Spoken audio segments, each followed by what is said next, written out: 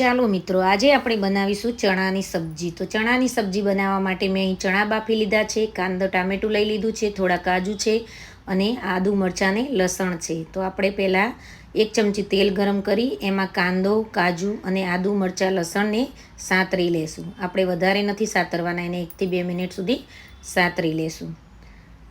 આ બધું સતરાઈ જાય એટલે આપણે એને એક વાસણમાં કાઢી લેશું. હવે આપણે એની ગ્રેવી બનાવવાની છે. તો પહેલાં એક ટામેટાની ગ્રેવી બનાવી લેશું. હવે કાંદાની ગ્રેવી બનાવી લેશું. હવે ગ્રેવીનો વઘાર કરી લેશું. કાંદાની ગ્રેવી થઈ જાય એટલે આપણે એમાં ટામેટાની ગ્રેવી ઉમેરીશું.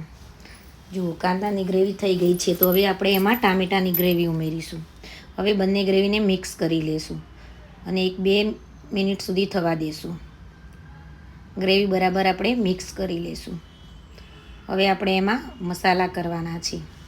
તો મેં પહેલાં કસૂરી મેથી નાખી છે, તેને પહેલાં મિક્સ કરી લેશું. હવે આપણે મસાલા કરશું. સ્વાદ અનુસાર મીઠું નાખશું, અડધી ચમચી મરચું નાખશું, અડધી ચમચી હળદર નાખશું, અડધી ચમચી ધાણા જીરું નાખશું, અડધી ચમચી ગરમ મસાલો નાખશું અને 1 થી 1.5 ચમચી આપણે છોલે મસાલા નાખશું. ચણાનો મસાલો તમે કંઈ પણ લઈ શકો છો. તો આપણે આ મસાલાને મિક્સ કરી લેશું.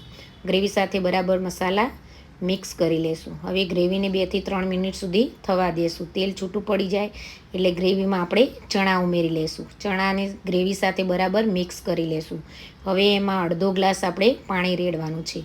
બરાબર હલાવીને ગ્રેવીને ચણાને બરાબર મિક્સ કરી લેવાનું છે. હવે આપણે 5 થી 7 મિનિટ સુધી ચણાને ચડવા દેશું. તો ગ્રેવી સાથે આપણા ચણા બરાબર મિક્સ થઈ જશે અને મસાલો ચણામાં ભરી જશે.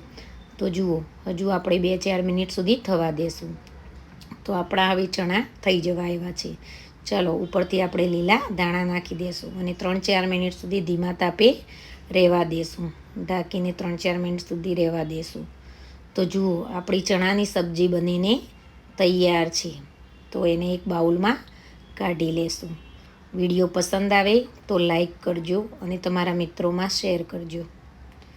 ચાલો, સબ્જી આપણી બનીને તૈયાર.